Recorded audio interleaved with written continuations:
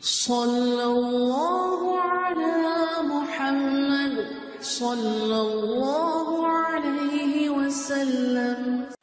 اعوذ باللہ السمیع العلیم من الشیطان الرجیم، بسم اللہ الرحمن الرحیم، والصلاة والسلام علی رسولہ الکریم۔ بخاری شریف باب التیمم، بس چند حدیث اب اس باب کی رہ گئی ہیں۔ آج ہم حدیث پڑھیں گے، طویل حدیث ہے، ہم دیکھتے ہیں کہ ایک درس میں یہ مکمل ہوتی ہے یا دو دروس میں ہم اس کو مکمل کرتے ہیں۔ اس کا عنوان ہے باب کا السعید الطیب وضوء المسلم یکفیہ من الماء، کہ پاک مٹی مسلمان کے لیے وضو کے پانی کے حکم میں ہے جو اس کے لیے بجائے پانی کے کافی ہے۔ اور حضرت حسن بصری فرماتے ہیں کہ تیمم اس وقت تک کے لیے کافی ہے جب تک کہ حدث لاحق نہ ہو، یعنی کوئی ناپاکی نہ ہو۔ اور حضرت عبداللہ بن عباس رضی اللہ تعالیٰ عنہ نے تیمم کی حالت میں امامت فرمائی، یعنی ان کو تیمم کی ضرورت تھی، یعنی کوئی ایسی وجہ تھی کہ جس کی وجہ سے انہوں نے وضو کے بجائے تیمم کیا اور اسی حالت میں انہوں نے نماز پڑھائی، یعنی تیمم کی حالت میں نماز پڑھانا بھی جائز ہے۔ اور یحییٰ بن سعید نے فرمایا کہ زمین پر نماز پڑھنے اور اس کے ساتھ تیمم کرنے میں کوئی حرج نہیں، یعنی یہ سارے جو لائے ہیں اقوال امام بخاری، اس کا مطلب یہ ہے کہ تیمم جو ہے یہ وضو کا قائم مقام ہے اور غسل کا بھی قائم مقام ہے، اور جس طرح سے وضو اور غسل سے پاکی ہو جاتی ہے، طہارت حاصل ہو جاتی ہے، اسی طرح سے تیمم سے بھی طہارت حاصل ہو جاتی ہے۔ اور جب تیمم کر لیا تو اس سے کئی نمازیں ایک شخص پڑھ سکتا ہے، اور فرائض بھی پڑھ سکتا ہے، نوافل بھی پڑھ سکتا ہے، اور جب جس طرح وضو ٹوٹتا ہے جن چیزوں سے، انہی چیزوں سے تیمم بھی ٹوٹ جائے گا، اور جب جیسے وضو ٹوٹا تو نیا وضو کرنا پڑے گا، اسی طرح سے اگر کسی طرح کا تیمم جو ہے وہ ٹوٹ گیا تو اس کو نئے سرے سے کرنا پڑے گا۔ اچھا، اب یہ تو عنوان ہے، اور اسی میں ایک اور جو بحث انہوں نے کی ہے کہ اگر کوئی زمین ایسی ہے جس میں سیم اور تھور ہے اور وہ کاشت کے قابل نہیں ہے، تو اس پہ بھی علماء نے بحث کی ہے کہ کیا اس سے تیمم ہو سکتا ہے۔ تو اس کے بارے میں بھی جو عام علماء کا خیال ہے کہ وہ مٹی ہے بہرحال، اور اس پہ بھی تیمم کیا جا سکتا ہے۔ یہ ضروری نہیں ہے کہ وہی مٹی ہو جس پہ فصل اگ سکتی ہے، بلکہ اگر وہ تھوڑی ریتلی ہے یا پتھریلی ہے یا اس طرح کی کوئی جگہ ہے لیکن اس کے اوپر مٹی اور گرد موجود ہے تو اس سے بھی تیمم کیا جا سکتا ہے۔ حدیث جو اس ضمن میں ہے یہ حدیث نمبر 337 ہے، اور یہ حدیث حضرت عمران سے روایت ہے۔ عن عمران قال كنا فی سفر مع نبی صلی اللہ علیہ وسلم، کہ ہم نبی کریم صلی اللہ علیہ وسلم کے ساتھ ایک سفر میں تھے۔ وَإِنَّا أَسْرَيْنَا حَتَّى كُنَّا فِي آخِرِ اللَّيْلِ، کہ ہم رات کو بھی چلتے رہے یہاں تک کہ ہم رات کے آخری حصے میں پہنچ گئے۔ وَقَعَنَا وَقَعَةً وَلَا وَقَعَةٌ أَحْلَى عِنْدَ الْمُسَافِرِ مِنْهَا، اور ہم سب کے سب جیسے گر پڑے، یعنی نیند نے ہمیں ڈھا لیا، اور ایسی نیند آئی کہ جیسی کسی مسافر کو بالکل جو بے ہوش کر دیتی ہے، یعنی جو بڑی مزے کی نیند آئی، گہری نیند، جیسے صبح کے وقت جب رات ساری انسان جاگ رہا ہو تو فجر سے پہلے جیسے گہری نیند آ جاتی ہے، تو اس کا وہ کہتے ہیں کہ ایسی میٹھی نیند آئی کہ جو کسی مسافر کو نہ آئی ہوگی۔ مثال کے طور پر وہ کہہ رہے ہیں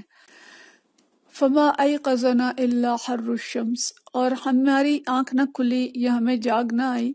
یہاں تک کہ جب ہمیں سورج کی حرارت محسوس ہوئی، یعنی سورج کی حرارت سے، تپش سے ہماری آنکھ کھلی۔ او کان اول من استيقظ فلان ثم فلان ثم فلان، اور پھر وہ کہتے ہیں کہ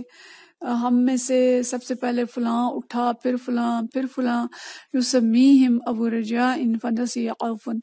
ابو رجاء جو یہ حدیث بیان کر رہے ہیں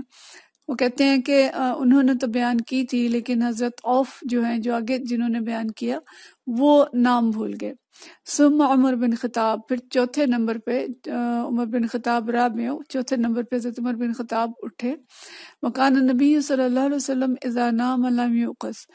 نبی کریم صلی اللہ علیہ وسلم جب سو رہے ہوتے تھے تو وہ کہتے ہیں کہ ہم آپ صلی اللہ علیہ وسلم کو جگاتے نہیں تھے، حتی یکون هو یستیقظ، یہاں تک کہ آپ خود بیدار ہو جائیں۔ اور ایسا کیوں کرتے تھے؟ لأن لا ندری ما يحدث له في نومه، ہمیں یہ معلوم نہیں ہوتا تھا کہ آپ صلی اللہ علیہ وسلم کو خواب میں کیا عالم پیش آ رہا ہے، یعنی ہو سکتا ہے کہ خواب کے عالم میں آپ کو وحی آ رہی ہو یا کوئی اور ایسی چیز ہو،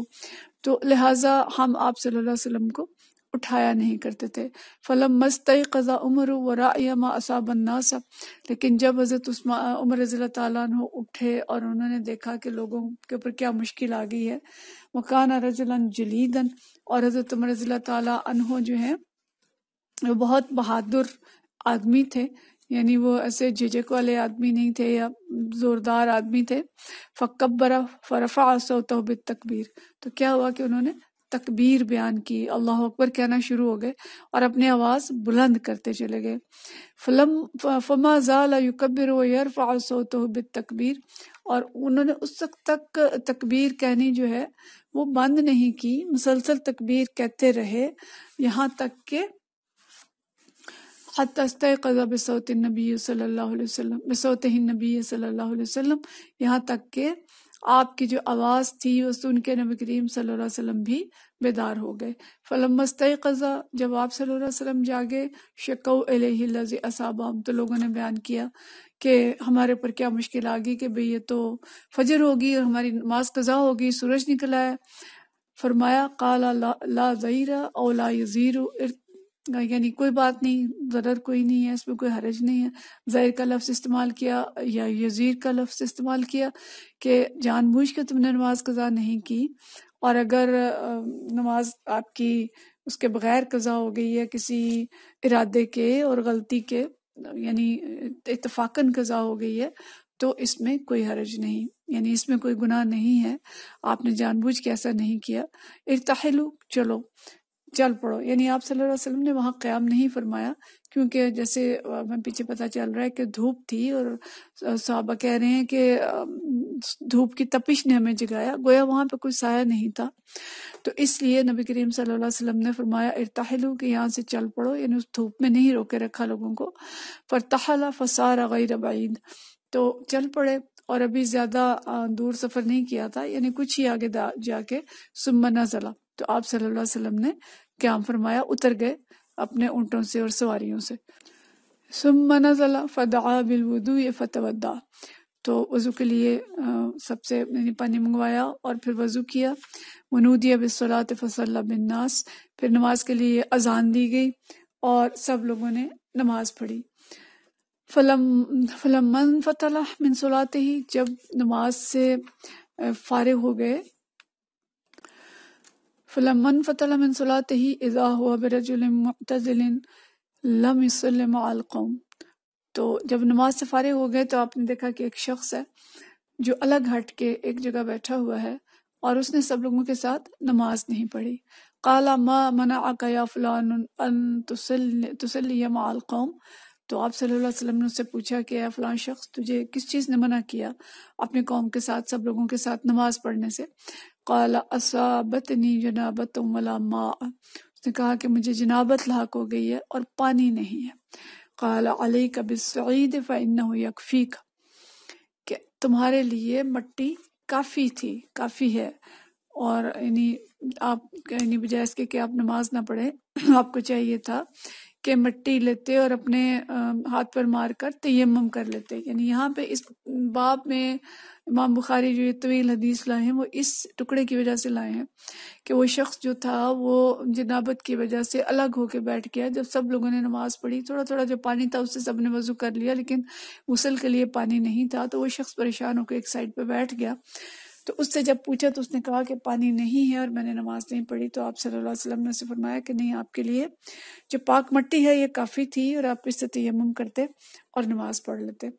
ثم صار النبی صلی اللہ علیہ وسلم فاشتکا الیہ الناس من العطش، پھر چل پڑے نبی کریم صلی اللہ علیہ وسلم اور لوگوں نے شکایت کی پیاس کی، مطلب یہ کہ لوگ وہاں سے چل پڑے، ظاہر دھوپ تھی، گرمی تھی، اور جو پانی تھا اس سے لوگ وضو کر کے نماز پڑھ چکے تھے، تو لوگوں نے راستے میں شکایت کی کہ یا رسول اللہ صلی اللہ علیہ وسلم ہم پیاسے ہیں اور پانی نہیں ملتا۔ فنزلہ، تو آپ صلی اللہ علیہ وسلم نے پھر اترے، سواریوں سے قیام کیا، فدعا فلانا، اور پھر فلاں کو بلایا، یہاں پہ بھی نام بھول گئے ہیں، کانے یسمی ہے برجائن نسیہ اوفن، تو یہاں بھی ابو رجاء نے نام بتایا ہے لیکن حضرت عوف جو ہے وہ نام بھول گئے ہیں۔ ودعا علی، تو ساتھ ہی حضرت علی رضی اللہ تعالیٰ عنہ کو بلایا اور فرمایا اذهبا فابتغیا الماء، جائیں اور دونوں جا کے پانی تلاش کریں۔ فانطلقا، وہ دونوں گئے، فتلقی المرأۃ بین مزداتین، تو انہیں ایک عورت ملی، ایک عورت سے ان کو انہوں نے پایا، اور وہ عورت کیا تھی کہ بین مزداتین او سطیحتین من ماء علی بعیر لہا، کہ وہ عورت جو تھی اس کے پاس دو بڑی مشکیں تھیں۔ اب اس کے لیے دو الفاظ استعمال کیے ہیں مشکوں کے لیے، مزداتین اور سطیحتین، دونوں مشق کے لیے استعمال ہوتے ہیں۔ مختلف قسم کی مشکیں ہوتی ہیں کہ دو بڑی بڑی مشکیں جو اس کے اونٹ کے دونوں طرف اس نے لٹکائی ہوئی تھیں، اور درمیان میں خود بیٹھی ہوئی تھی۔ فقال لہا، تو انہوں نے اس عورت سے کہا، این الماء، پانی کہاں ہے؟ قالت، اس عورت نے کہا، احدی بالماء امس هذه الساعة، کہ میں پانی کے پاس کل اس وقت تھی، یعنی مجھے 24 گھنٹے ہو گئے ہیں چلتے ہوئے، اور کل اس وقت میں جہاں تھی وہاں پانی تھا۔ گویا وہ بتا رہی ہے کہ اگر آپ نے پانی کی تلاش میں جانا ہے تو آپ کو 24 گھنٹے، ایک دن کا سفر اور کرنا پڑے گا۔ تو ونفر خلوف، اور اس نے کہا کہ اور لوگ جو میرے قافلے کے ہیں وہ پیچھے آ رہے ہیں۔ نفر کے جو الفاظ ہے نا، یہ 10 سے کم لوگوں کے لیے بولا جاتا ہے عربی کے اندر، کہ 10 کے قریب اس کے ساتھ اور لوگ تھے اس کے قافلے کے۔ اس نے کہا کہ وہ لوگ ابھی پیچھے آ رہے ہیں اور میں آگے آ گئی ہوں۔ قال لها انطلقی اذن، اب بجائے اس کے کہ وہ 24 گھنٹے کا سفر کرتے اور پانی کی تلاش میں جاتے، اس کی بجائے انہوں نے اس عورت سے کہا انطلقی اذن، تو پھر تم ہمارے ساتھ چلو۔ قالت الی این، کہاں چلو؟ قال الی رسول اللہ صلی اللہ علیہ وسلم، تو انہوں نے فرمایا کہ رسول اللہ صلی اللہ علیہ وسلم کی طرف چلو۔ قالت الذی یقال له صابی، کہ وہ جن کے بارے میں کہا جاتا ہے کہ وہ صابی ہیں۔ اہل عربی سمجھتے تھے کہ ہم حضرت ابراہیم علیہ السلام کے دین پہ ہیں، اور جس نے اس دین کو چھوڑا وہ صابی ہو گیا۔ تو وہ عورت سمجھتی تھی کہ ہم تو ابراہیم علیہ السلام کے دین پہ ہیں، اور نبی کریم صلی اللہ علیہ وسلم نے وہ دین چھوڑ دیا۔ آپ صلی اللہ علیہ وسلم کے بارے میں یہ مشہور تھا، جیسے آپ صلی اللہ علیہ وسلم کو مختلف طرح سے اذیت دی جاتی تھی، تو یہ لفظ بھی اسی طرح سے بولا جاتا تھا کہ آپ صلی اللہ علیہ وسلم صابی ہو گئے ہیں، اپنا دین چھوڑ دیا۔ قالا، ان دونوں نے کہا، هو الذی تعنین، کہ ہاں وہی جو تمہاری مراد ہے، یہ نہیں فرمایا کہ ہاں وہ صابی ہیں، بلکہ ہاں جو تم سمجھ رہی ہو وہ ٹھیک ہے، وہی ہیں جو جن کے پاس ہم جا رہے ہیں۔ دیکھیں اب یہاں پہ اگر وہ کہتے کہ نہیں تم غلط کہہ رہی ہو، وہ صابی تو نہیں ہے، وہ تو مسلمان ہے، تو وہیں پہ کوئی جھگڑا ہو جاتا۔ اس وقت چونکہ اس عورت سے ایک کام بھی تھا، اور ظاہر تبلیغ کی حکمت بھی یہ نہیں ہے، تو انہوں نے ایک گول مول الفاظ استعمال کیے کہ ہاں جو تمہاری مراد ہے وہی ہیں۔ فانطلقی، تو وہ چل پڑی۔ فجاء بها الى النبی صلی اللہ علیہ وسلم، تو اس کو ساتھ لے کے وہ نبی کریم صلی اللہ علیہ وسلم کے پاس آئے۔ وحدثہ الحدیث، اور سارا جو واقعہ تھا وہ نبی کریم صلی اللہ علیہ وسلم سے بیان کیا۔ تو یہاں تک یہ واقعہ جو ہے کہ وہ خاتون جو تھی اس کو پانی ملا، اور پانی چونکہ 24 گھنٹے کے مسافت پہ تھا، تو صحابہ کرام اس کو لے کے نبی کریم صلی اللہ علیہ وسلم کے پاس آئے۔ آگے ہم انشاءاللہ اگلے درس میں دیکھیں گے، لیکن یہاں تک جو چیزیں ہمیں ملتی ہیں ان کو ہم دیکھتے ہیں۔ ایک تو امام بخاری یہ حدیث جو لائے ہیں اس باب میں، وہ تیمم کے باب میں لائے ہیں، اور ان کا مقصد یہ ہے کہ پانی نہ ہو تو تیمم کر کے نماز پڑھی جا سکتی ہے، اور جنابت کا غسل اگر نہیں کر سکتے تو تیمم سے جنابت کا بھی اثر زائل ہو جاتا ہے، اور اس سے بھی پاکی حاصل ہو جاتی ہے۔ اس کی تفصیل ہم آگے بھی پڑھیں گے انشاءاللہ۔ اور دوسری چیز جو ہمیں پتہ چلتی ہے کہ بغیر غلطی کے، یعنی جان بوجھ کر کیے بغیر اگر نادانستہ نماز قضا ہو جائے تو اس میں گناہ نہیں ہے، یہ اللہ تعالیٰ کی طرف سے اگر ایسا کبھی ہو جائے تو اس نماز کو قضا کر کے پڑھ لینا چاہیے۔ تیسری چیز ہمیں پتہ چلتی ہے کہ سفر میں ساتھیوں کا خیال رکھنا چاہیے، جیسے صحابہ کرام اونچا نہیں بول رہے تھے کہ نبی کریم صلی اللہ علیہ وسلم آرام فرما رہے ہیں تو اونچا نہیں بول رہے تھے، جبکہ حضرت عمر رضی اللہ تعالیٰ عنہ نے پریشان ہو کے تکبیر کہنی شروع کی لیکن براہ راست نہیں جگایا۔ اور پھر یہ کہ پوری جماعت کی نماز اگر قضا ہو جائے تو پوری جماعت جو ہے وہ اذان کہہ کے اور جماعت کے ساتھ نماز دہرا نہیں لے، پڑھ لے، تو یہ بھی سنت ہے۔ تو باقی مسائل انشاءاللہ ہم حدیث اگلی دفعہ جو پڑھیں گے، باقی چیزیں اس میں پڑھیں گے۔ یہ طویل حدیث ہے اور آگے دلچسپ واقعہ ہے جو اس حدیث میں ہمیں ملتا ہے۔ وآخر دعوانا ان الحمد للہ رب العالمین۔